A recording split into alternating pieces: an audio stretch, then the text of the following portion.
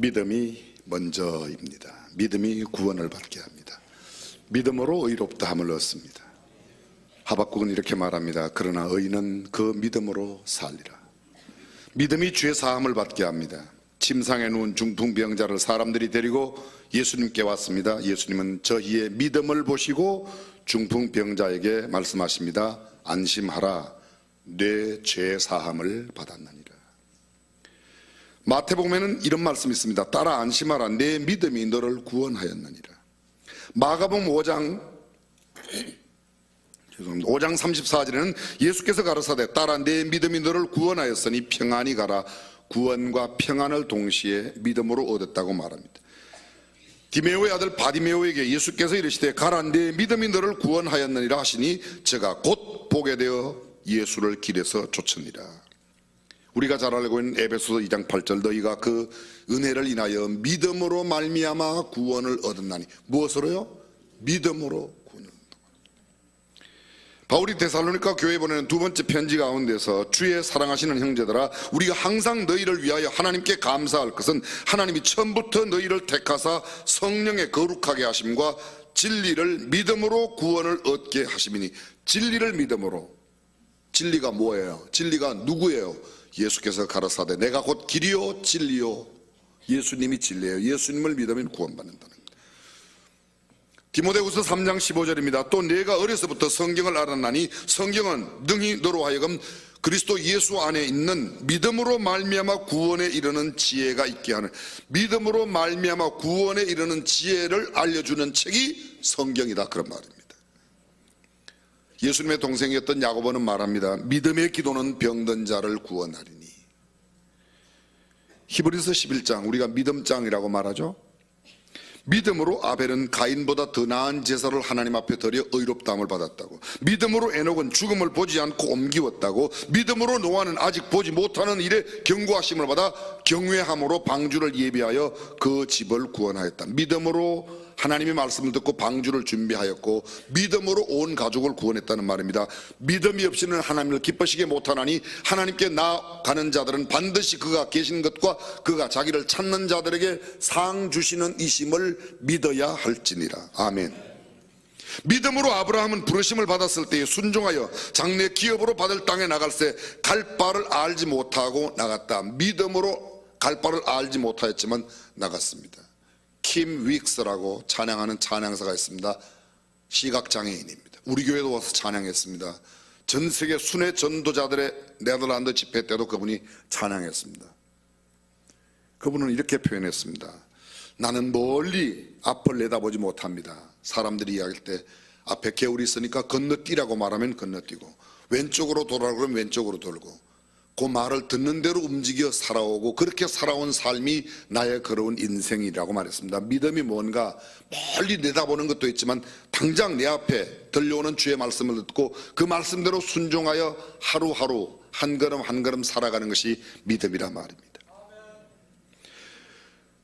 믿음으로 사라 자신도 나이 늙어 단산하였으나 잉태하는 힘을 얻었다. 믿음으로 잉태하는 힘도 얻었다고요. 믿음으로 야곱은 요셉의 각 아들들에게 축복했다. 믿음으로 요셉은 임종시에 이스라엘 자손들의 떠날 것을 명하고 또 자기 해고를 위하여 명하였으며, 믿음으로 모세가 났을 때 그 부모가 아름다운 아임을 보고 석 달 동안 숨겨 임금의 명령을 무서워 아니했다. 믿음으로 사는 사람들은 임금의 명령도 무서워하지 않는다. 믿음으로 사는 사람, 애굽을 떠나 임금의 노함을 무서워 아니하고 보이지 아니하는 자를 보는 것 같이 하여 참았습니다. 믿음으로 저희가 홍해를 육지같이 건넜습니다. 믿음으로 7일 동안 여리고를 돌았더니 여리고가 무너졌습니다. 믿음으로 기생 라합은 정탐꾼을 숨겨주고 멸망치 아니하였습니다. 저희가 다 믿음으로 나라들을 이기기도 하며 의를 행하기도 하며 약속을 받기도 하며 사자들의 입을 막기도 하며. 믿음은 놀라운 역사가 있다고 성경은 말합니다. 요한일서 5장 4절에 요한은 이렇게 말합니다. 대저 하나님께로서 난 자마다 세상을 이기느니라. 세상을 이기면 이것이니 곧 우리의 믿음이니라. 세상을 이길 수 있는 것은 세상의 지식이 아닙니다. 힘이 아닙니다. 권세가 아닙니다. 군사력이 아닙니다. 믿음이 세상을 이긴다고 말합니다. 갈라디아서 3장 26절은 말합니다. 너희가 다 믿음으로 말미암아 하나님의 아들이 되었다고 말합니다. 짧은 시간에 다 언급할 수 없는 성경 속의 위대한 하나님의 사람들, 소위 거룩한 영웅들의 특징은 모두가 다 믿음으로 살았다는 말입니다. 마태복음 17장에 예수님께서 변화산에서 내려오셨을 때 한 사람이 예수님께 나와 꿇어 엎드려 간청합니다. 주여, 내 아들을 불쌍히 여기소서. 저가 간질로 심히 고생하여 자주 불에도 넘어지고 물에도 넘어집니다. 내가 주의 제자들에게 데리고 왔지만 능히 고치지 못하이다. 예수께서 대답하여 가라사대 믿음이 없고 패역한 세대여, 내가 얼마나 너희와 함께 있으며 얼마나 너희를 참으리요. 그를 이리로 데려오라 하시라. 이에 예수께서 꾸짖으시니 귀신이 나가고 아이가 그때부터 나으니라. 이때의 제자들이 예수께 종용이 나와 가로되 우리는 어찌하여 쫓아내지 못하였나이까. 가라사대 너희 믿음이 적은년고니라. 왜 귀신이 안 나갔다고요? 너희의 믿음이 적은 까닭에 안 나갔다고. 진실로 너희에게 이르노니 너희가 만일 믿음이 한 겨자씨만큼만 있으면 이 산을 명하여 여기서 저기로 옮기라 하여도 옮길 것이요 또 너희가 못할 것이 없느니. 믿음만 있다면 못할 것이 없다고 성경은 이렇게 말합니다. 겨자씨 한 알만한 믿음만 있으면 산도 옮길 수 있고 못할 것이 없다. 우리가 산이 안 옮겨지는 것은 우리 믿음이 겨자씨 한 알만큼도 안 돼. 소리는 미습니다. 그게 믿음이 좋은 게 아닙니다. 우리가 잘 알고 있는 마가복음 9장 23절 할 수 있거든이 무슨 말이냐? 믿는 자에게는 능치 못한 일이 없느니라. 마가복음 16장 17절입니다. 믿는 자들에게는 이런 표적이 따르리니 곧 저희가 내 이름으로 귀신을 쫓아내며 새 방언을 말하며 뱀을 집으며 무슨 독을 마실지라도 해를 받지 아니하며 병든 사람에게 손을 얹은즉 나으리라. 믿는 자들에게 이런 표적이 따라온다고요. 우리가 믿는 사람이라면 우리의 삶에도 귀신이 쫓겨나가고 새 방언이 말하여지고 뱀을 짚고 무슨 독을 마실지라도 해를 받지 않고 병든 사람에게 손을 얹은즉 낫는 역사가 일어나야 될 줄로 믿습니다. 영접하는 자 곧 그 이름을 믿는 자들에게는 하나님의 자녀가 되는 권세를 주셨다. 요한복음 3장 16절 하나님이 세상을 이처럼 사랑하사 독생자를 주셨으니 누구든지 저를 믿으면 멸망치 않고 영생을 얻는다 그렇습니다. 나를 믿는 자는 영생을 얻었고 심판에 이르지 아니하나니 사망에서 생명으로 옮겼느니라 그렇습니다. 예수님 또 말씀하십니다. 나는 부활이요 생명이니 나를 믿는 자는 죽어도 살겠고 무릇 살아서 나를 믿는 자는 영원히 죽지 아니하리라. 아멘. 요한복음 14장 12절입니다. 내가 진실로 진실로 너희에게 이르노니 나를 믿는 자는 나의 하는 일을 저도 할 것이요 또한 이보다 큰 것도 하리니. 예수님 말씀하시기를 나를 믿는 자는 내가 하는 일도 하고 내가 하는 일보다 더 큰 일도 할 수 있다고 말씀합니다. 사실 세상에 살아가는 모든 사람들이 다 믿음으로 사는 겁니다. 믿음 없이 사는 사람은 아무도 없습니다.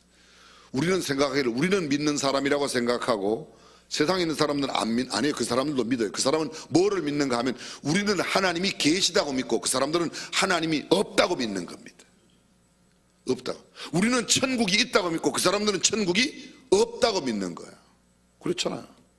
아니 그 사람들은 일반적인 믿음이 있습니다. 우리가 건물 안에 들어오고 빌딩 안에 들어오고 아파트 가운데 들어간다는 것은 이 아파트가 무너지지 않는다는 믿음이 있는 겁니다. 무너진다고 생각하면 들어와요 안 들어와요? 차를 탈 때, 비행기를 탈 때, 기차를 탈 때, 배를 탈 때 내가 가는 배가 풍랑을 만나지 않는다고 믿기 때문에 타는 겁니다. 내가 탄 차는 중간에 사고 안 난다고 타고 가는 겁니다. 그런데 사고 날 수도 있는 겁니다. 기본적인 믿음은 누구에게나 다 있습니다. 이런 일반적인 믿음. 다리가 무너지지 않는다고 생각하니까 그 위로 건너갑니다. 비행기가 떨어지지 않는다고 생각하니까 비행기를 타는 겁니다. 자동차를 타는 것도 음식을 먹는 것도 물건을 팔고 사는 것도 병원에 가는 것도 다 마찬가지입니다. 음식점에 가서 돈 주고 음식 사 먹을 때 이 음식에 혹시 다른 거 이상한 거 안 들었나 이런 의심이 생기면 먹어요 안 먹어요? 그 집에 가지도 않았죠. 아내가 밥을 해주면 아내를 믿기 때문에 그 음식을 먹습니다. 이 여자가 혹시 양는가 이러면 안 먹죠. 다 누구나 다 믿음이 있는 겁니다. 신앙적인 믿음, 복음을 믿음, 예수 그리스도를 믿는 믿음으로 하나님의 자녀가 되고 일반적인 믿음으로 세상을 살아가는 겁니다. 반대로 믿음이 없다면 아무것도 할 수 없습니다. 건물 안에 들어올 수 없습니다. 비행기 탈 수 없습니다. 자동차 탈 수 없습니다.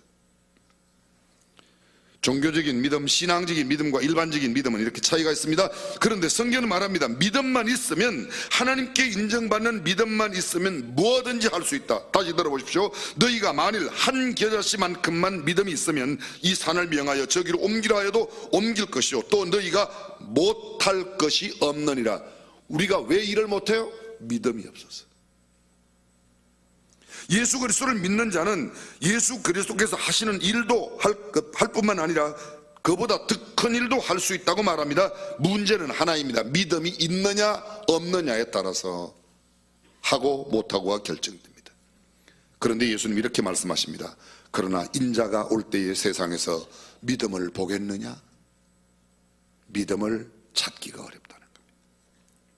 마태복음 8장 26절에 보면 예수께서 이르시되 어찌하여 무서워하느냐? 믿음이 적은 자들아 하시고 곧 일어나서 바람과 바다를 꾸짖으신데 아주 잔잔하게 되거늘 예수님이 타셔서 잠들어 계신 그 배 풍랑을 만났습니다. 제자들이 가진 노력을 기울여서 어떻게 해서든지 배를 육지에 데려가지만 되지 않습니다.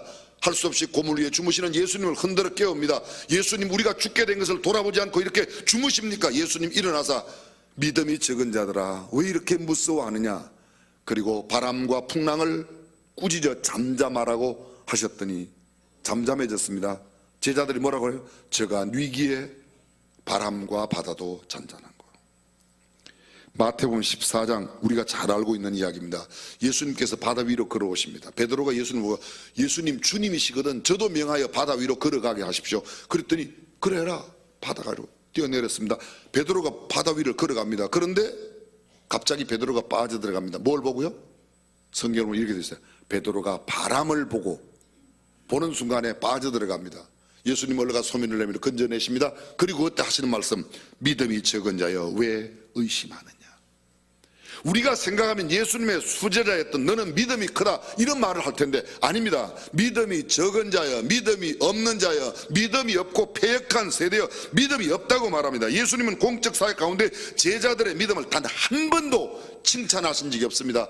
믿음이 없다고, 믿음이 적다고, 왜 의심하느냐고 그렇게 말합니다. 마가복음 9장 19절 대답하여 가라사대 믿음이 없는 세대여 내가 얼마나 너희와 함께 있으며 얼마나 너희를 참으리요. 마가복음 16장 14절입니다. 그 후에 11 제자가 음식 먹을 때 예수께서 저희에게 나타나서 저희의 믿음 없는 것과 마음이 완악한 것을 꾸짖으시니 이는 자기의 살아난 것을 본 자들의 말을 믿지 아니함이라. 예수님의 부활을 본 사람들이 제자들에게 가서 내가 부활하신 예수님을 만났다고 그랬더니 뻥치지 마라 그랬다는 거야. 또 어떤 분이 이야기 듣고 성경에 뻥치지 말라고 되어 있는 거예요. 안 믿었다는 이야기죠. 믿지 않았다는 이야기. 요한복음 20장 27절입니다. 도마에게 이르시되 내 손가락을 이리 내밀어 내 손을 보고 내 손을 내밀어 내 옆구리에 넣어보라. 그리하고 믿음 없는 자가 되지 말고 믿는 자가 되라. 도마에게, 베드로에게, 예수님의 제자들에게, 예수님이 살던 시대의 사람들에게, 더구나 말세를 살고 있는 우리들에게 말씀하십니다. 말세에 믿는 자가 있겠느냐? 예수님은 단 2번 믿음을 칭찬하셨습니다. 단 2번.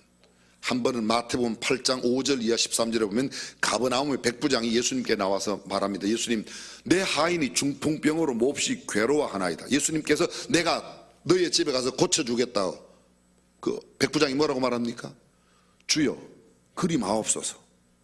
주님께서 내 집에 들어오시면 나는 감당치 못하겠습니다. 나도 남의 수하에 있어 가라 하면 가고 오라 하면 오고 내 밑에도 사람이 있어 이들어 가라 하면 가고 저들어 오라 하면 오나이다. 주님 말씀만 하시면 내 하인이 낫겠사옵나이다. 예수께서 그를 보시고 그 백부장을 보시고 기이히 여겨 이르시되 내가 이스라엘 중 아무에게서도 이만한 믿음을 만나보지 못했다. 가버나움의 백부장 센츄리언 로마 군인입니다. 로마 사람 이방인입니다. 그 백부장의 이름이 누군지도 모릅니다. 근데 이름도 모르는 로마의 백부장 이방인이 이만한 믿음, 이스라엘 중에서도, 여러분 보십시오, 로마 사람 중에서가 아닙니다. 이스라엘 사람 중에서도 이 로마 사람인 이방인 백부장의 믿음보다 큰 믿음, 이만한 믿음을 본 적이 없다고 말씀하십니다. 그리고 오늘 본문에 나오는 수로보니게 여인, 가나안 여인, 헬라 여인, 마태복음 15장에도 동일한 내용이 담겨져 있습니다. 그 여인에게 여자야 내 믿음이 크도다라고 말씀하십니다.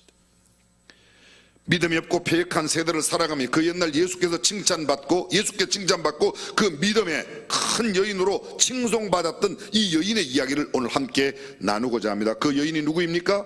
그녀는 두로와 시돈 지경에 살고 있었다고 말합니다. 성경은 그녀의 이름을 언급하지 않았습니다. 마치 가버나움 백부장의 이름을 언급하지 않았던 것처럼 이 여인의 이름도 언급하지 않았습니다. 가버나움의 백부장이 대표적인 남자의 믿음의 대표성을 갖는다면 이 수로보니게 여인은 대표적인 여성의 믿음. 근데 여러분, 이 여인도 헬라 여인이에요. 이방인이란 말입니다. 수로보니게 족속이란 말입니다. 이 수로보니게란 말은 당시에 수로라는 말은 시리아라는 말이고요, 보니게는 페니키아, 베니게 이렇게 되어 있습니다. 베니게가 두 곳, 아프리카에도 베니게가 있었고 페니키아가 있었고 아시아에도, 소아시아에도 페니키아가 있었는데 수리아의 페니키아, 그래서 구분하는 겁니다. 족속 이름입니다. 여인의 이름은 나타나지 않습니다. 근데 그가 자기의 어린 딸이 흉악히 귀신 들려, 오늘 성경에 보면 더러운 귀신이 들려 너무 괴로워하는 겁니다. 그 딸의 귀신 들림을 고쳐달라고 예수님께 나갔습니다. 주 다윗의 자손이여, 나를 불쌍히 여기소서, 내 딸이 흉악히 귀신 들렸나이다. 예수께서 한 말씀도 대답지 아니하십니다. 제자들이 와서 계속 여인의 소리 지르니까 예수님, 저 여자 좀 돌려보내세요, 그렇게 말하는 겁니다. 그때 예수님께서 말씀하시는 게, 자녀의 떡을 취하여 개들에게 주는 것이 마땅치 않다. 개 취급을 하는 겁니다. 그 여인이 그 이야기 듣고 뭐라고 말합니까? 주여, 올소이다마는 개들도 주인의 상에서 떨어지는 부스러기를 먹나이다. 마가복음은 이렇게, 오늘 본문에는요, 주여, 상 아래 개들도 주인의 아들들의 부스러기를 먹습니다. 주인의 아들의 부스러기라도 주십시오. 나는 개 같은 여자입니다. 나는 개 같은, 그런 뜻입니다. 근데 예수님께서 말씀하십니다. 내 믿음이 커도다 내 소원대로 되리라. 오늘 성경 본문에는 그가 그 말을 듣고 네가 이 말을 하였으니 집에 돌아가라. 가봤더니 침상에 아이가 누워있는데 귀신은 떠나간 모습으로 나타나 있다는 겁니다. 먼저 이 여인에 대하여 일반적인 사항을 우리가 함께 살펴보겠습니다. 말씀드렸습니다. 두로와 시돈 지방의 사람이라고. 여러분, 예수님의 사역지는 대부분의 모두가 다 유대 지경에 있었습니다. 유대 지경을 벗어나지 않았습니다. 두로와 시돈은 유대 지경을 벗어났습니다. 팔레스타인의 북쪽, 지금으로 말하면 레바논에 있습니다. 저는 2년 전 이곳 바로 두로와 시돈을 다녀왔습니다. 지금은 여행 금지국으로 레바논이 구분되어 있기 때문에 갈 수 없지만 그때는 갈 수 있었습니다. 그곳에 가서 직접 두로 지방, 시돈 지방을 볼 수 있었습니다. 근데 성경에 나오는 두로와 시돈 굉장합니다. 솔로몬 왕 때에 두로 왕 히람이 사자들을 솔로몬에게 보냈습니다. 백향목을 보내고 목수와 석수들을 보냈습니다. 저희가 다 다윗을 위하여 다윗의 집을 건축했다고 사무엘하 5장 11절에 말합니다. 이곳 두로 시돈 지경에는 멜가르트 신을 섬겼고 아세라 신전으로 유명한, 다시 말하면 이방신을 섬기는 그런 도시였습니다. 솔로몬 성전의 모든 주조품, 이럴때면 성전 안에 있는 기명들, 제기의 모든 그릇들은 이 두로 사람들이 직접 주조하였다. 놋그릇을 만드는 기술이 탁월했다는 겁니다. 바알신을 이스라엘에게 가져온 악한 아합 왕의 왕비 이세벨이 바로 이 두로를 고향으로 두고 있는 여인입니다. 따라서 이스라엘 사람과 두로 사람과는 가장 적대적인 관계에 있었습니다. 이스라엘 사람들은 우리는 선민이라고, 우리는 하나님의 백성이라고 그렇게 생각합니다. 가장 싫어하는, 미워하는 개 가운데도 아주 똥개 취급하는 사람들이 수로보니게 족속, 가나안 족속, 헬라 족속. 이 헬라라는 말은 유태인들을 제외한 나머지 모든 사람들은 헬라인이라고 불렀던 겁니다. 이방인을 대표하는 그런 표현이었습니다. 이스라엘 사람들과 가장 나쁜 감정을 가진 관계에 있었던 사람들, 이스라엘을 우상의 나라로 만든 이세벨의 고향인 그곳 사람들, 이스라엘의 적개심을 갖고 있는 곳, 바로 그것이 그 땅입니다. 어둠의 땅, 이방인의 땅, 이 시리아의 페니키아, 소위 수로보니게 족속의 여인입니다. 그런데 그 딸이 더럽고 흉악한 귀신 들린 딸을 두고 있습니다. 남편의 언급이 없는 것으로 봐 어쩌면 이 여인이 과부인지도 모르겠습니다. 설령 남편이 있다고 해도 사랑하는 어린 딸이 더러운 귀신 들려 흉악한 모습 가운데 있는 것, 우리가 생각해도 얼마나 슬픈 일인지 모릅니다. 우리는 성경 속에서 흉악한 귀신 들린 그라사일의 광인을 알고 있습니다. 귀신 들린 그의 모습이 자기의 몸을 해합니다. 사람들에게 많은 해를 합니다. 그리고 그에게 잡혀있던 그 귀신이 2,000마리의 돼지떼를 단번에 비탈길로 내려 바다에 빠뜨리게 만들었습니다. 귀신 들린다는 것은 여간 불쌍한 일이 아닙니다. 그런데 그 여자의 딸이 그랬습니다. 다시 보십시오. 그는 수로보니게 여인이라고 말합니다. 당시의 여인은 사람 취급받지를 못했습니다. 여러분 성경에 보게 되면 보리떡 5개와 물고기 2마리로 5,000명을 먹였다고 말할 때 5,000명의 개수를 뭐라고 말합니까? 5,000명이 배부르게 먹고 12바구니가 가득 차게 거두었다고 그랬습니다. 그런데 보면 이렇게 되어 있습니다. 아이와 여자와 아이 외에 5,000명. 여자는 숫자에 안 들어갔어요. 그때 지금은 안 그래. 지금은 큰일 나죠. 지금 우리도 100년 불과 100년 전만 해도요, 여자들이 감히 남자와 밥을 먹습니까? 그죠? 여자들은 다 부엌에서 먹죠. 남자들만 방에서 먹죠. 요사이는 여자가 방에서 먹고 남자가 부엌에서 먹어요. 참 기독교가 좋은 일 많이 했어요. 당시의 유대의 남자들은 이른 아침 일어나면 꼭 3가지 감사 기도를 드리는데, 첫 번째 유태인으로 태어나서 감사, 두 번째 여자로 태어나지 않아서 감사, 세 번째 이방인으로 태어나지 않아서 감사. 그만큼 여자는 무시당했습니다. 그런데 이러한 이 여인이 또 사랑하는 어린 딸이 귀신 들려 있습니다. 일반적으로 말하면 인생의 불합리한 조건들을 다 가지고 있습니다. 그러나 인생의 불합리한 조건들이 불신앙의 요소가 될 수 없다는 겁니다. 출생의 불리한 조건과 환경, 숨겨진 출생의 비밀이 내 믿음을 변명할 수 없다는 겁니다. 가정의 처절한 문제가, 인생의 불공평한 조건이나 상황이 내 믿음을 약하게 만들 수 없다는 겁니다. 인생의 시련과 고통, 불리한 조건과 열악한 환경에 더욱 순수한 마음으로 주님께 나아갈 수 있다고 성경은 말하고 있습니다. 그녀의 태생적인 불리한 조건, 이방인으로 태어났습니다. 우상 숭배의 본거지에서 살고 있습니다. 사랑하는 어린 딸은 귀신 들려 있습니다. 본인도 처절하게 살아갑니다. 그러나 그녀의 이런 모든 것들 아무것도 아닙니다. 그는 예수의 소문을 듣고 예수님께 나아가, 주여 내 어린 딸이 흉악히 귀신 들렸는데 고쳐달라고, 오히려 그의 문제가 예수님 앞에 그를 인도하게 만들었던 겁니다. 그녀의 딸은 그녀를 예수 그리스도께 인도했습니다. 그녀의 딸은 그녀에게 기도와 간구를 가르쳐 주었습니다. 그녀의 딸은 그녀를 큰 믿음의 본보기로 만들었습니다. 만약 그녀에게 이 귀신 들린 딸이 없었다면 예수님께 안 갔을는지도 몰라요. 만약 그런 딸이 없었더라면 그토록 애절하게 예수님께 구하지 않았을 겁니다. 기도하지 않았을 겁니다. 어쩌면 그녀는 평범하게 살며 근심 걱정 없이 살다가 그냥 인생을 마감하며 지옥으로 갔을는지도 모릅니다. 그 여인에게 있어서 사랑하는 딸의 귀신 들림은 그녀의 영적 생활에 놀라운 축복을 가져왔습니다.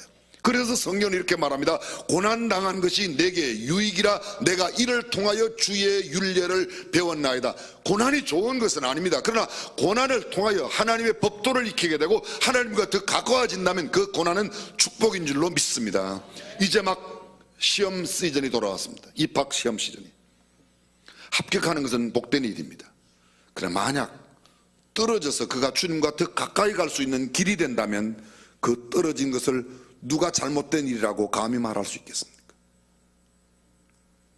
때로 인생의 시련과 고통은 우리로 하여금 생각하게 만듭니다. 우리로 하여금 깊은 인생을 묵상하게 만듭니다. 이성적인 논리와 세상적인 방법을 내려놓게 만듭니다. 극심한 고난과 역경은 의학과 지식보다 하나님을 찾게 만들어주고 오히려 세상을 단념케 하고 포기하며 신앙인으로 주님 앞에 더 가까이 가게 만듭니다. 우리를 겸손하게 만듭니다. 성경으로 돌아가게 만듭니다. 교만한 고개를 숙이게 만듭니다. 뻔뻔한 무릎을 주님 앞에 꿇게 만듭니다. 건강은 좋은 것이지만 그 건강이 죄를 짓게 하고 남을 해롭게 한다면 그 건강은 축복이라고 할 수 없습니다. 질병은 아픔과 고통이지만 그 질병이 만약 우리를 주님 앞에 나아가게 만들고 주님 앞에 무릎 꿇게 만들고 기도하게 만들고 주님의 역사를 가져온다면 그 질병은 복이 될 줄로 믿습니다. 순경은 주님의 큰 은혜입니다. 그러나 만일 역경이 우리를 하나님께 나아가게, 그리고 하나님 앞에 무릎을 꿇게 한다면 그 역경은 결코 잘못된 것이라고 말할 수 없을 겁니다. 대부분의 사람들은 예수 믿으면 만사형통하다고요? 그렇지 않습니다. 성경은 그렇게 가르치지 않습니다. 성령의 인도하심이 예수님을 시험의 장소로 마귀에게 이끌어갔습니다. 하나님의 음성을 듣고 갔던 엘리야가 물이 떨어지는 그리스 시냇가로 또 인도함 받은 것이 마지막 기름병과 가루통에 가루로 구워 먹고 죽겠다는 과부를 만나는 것이 하나님의 인도하심이에요. 어리석은 부자처럼 걱정과 염려 없이 자신만을 위하여 이기주의적으로 쾌락주의에 젖어 살다가 마지막까지 예수 그리스도 없이 천국의 소망을 가지지 못한 채 세상을 떠나는 것보다는 차라리 이 여인처럼 고통과 고난 가운데 있더라도 주님 앞에 나가 무릎을 꿇고 주님 앞에 도우심을 구하고 주님을 만나는 축복된 역사가 있는 것이 훨씬 더 영혼을 위하여 유익하다고 믿으시면 아멘. 아멘. 가나안 여인은 전혀 생각지 않은 곳에 숨겨진 보석 같은 믿음의 사람이었습니다. 이미도 말씀드리면 그는 수로보니게 헬라인 이방 여인이에요. 어둠의 땅, 가장 우상 숭배가 창궐하던 그 땅에 살았습니다.